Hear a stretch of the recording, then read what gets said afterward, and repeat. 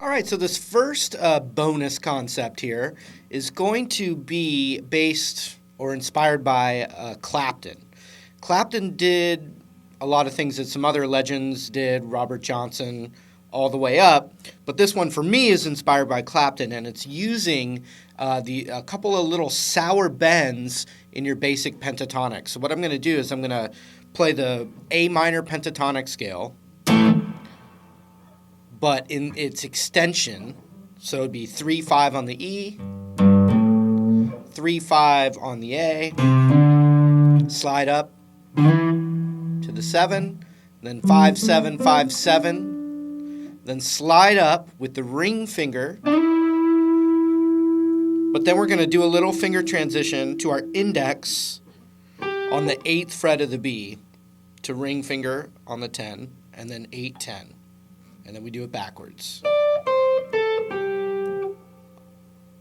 Ring finger.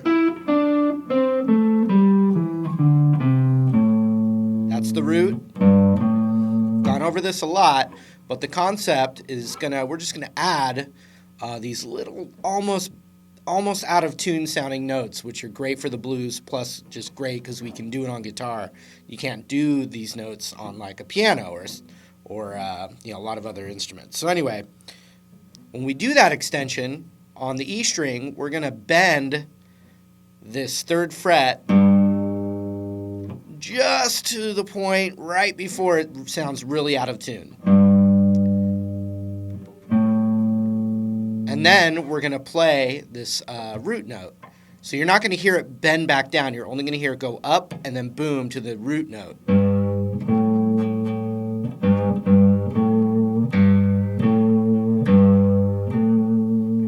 Very subtle. It's actually harder than it seems because everyone wants to overbend that.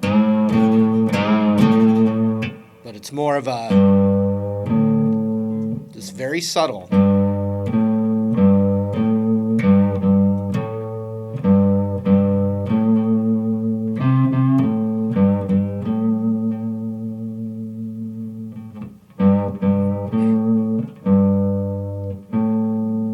Then we do the same thing on the A string.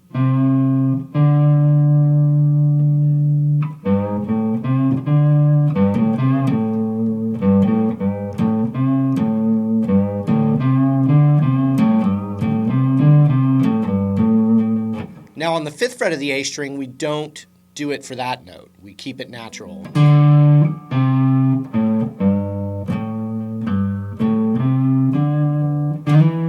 And then we use that transition up to the 7th fret of the A, and we don't do that bend there. We only do it right here on the D string again on the 5th, and the G string on the 5th.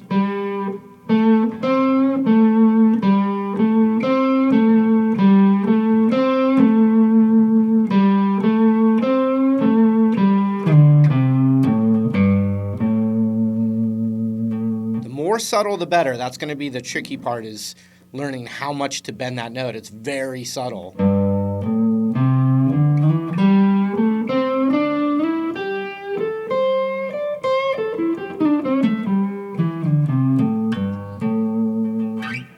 Now you're going to follow that through with the 8th on the B with that little bend, to 10, no bend, and then the same thing on the high E.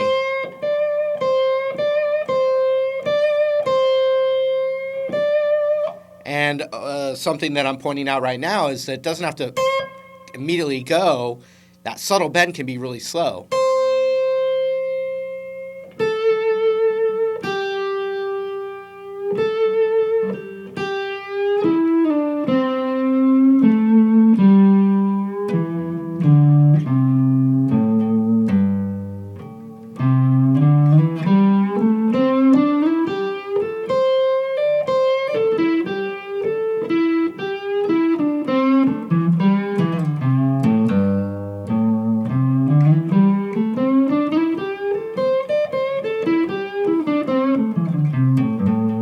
It almost has like a little drunk sound to it because it's like, you're toying with the tonality of almost sounding out of tune. But you don't have to just do it in that extended run. No, I just use that as an example, kind of a jumping off point where you can see it in those different positions. But anytime you're in any of those three areas, just keep that in mind.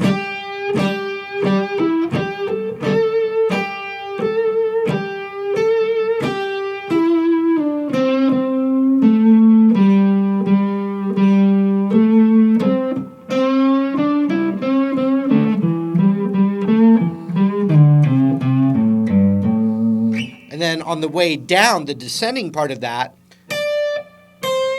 you can still do it.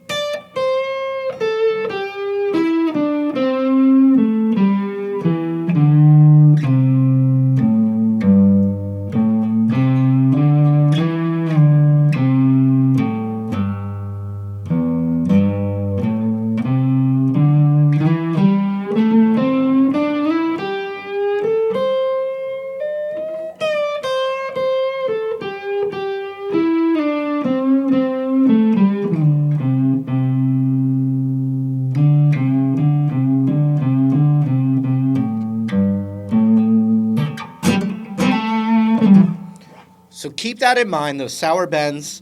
I have talked about them in some other series, but that is always a really cool thing to remember because it adds a lot of character without learning a new scale or anything like that. So stay tuned. I've got more bonus tips coming your way.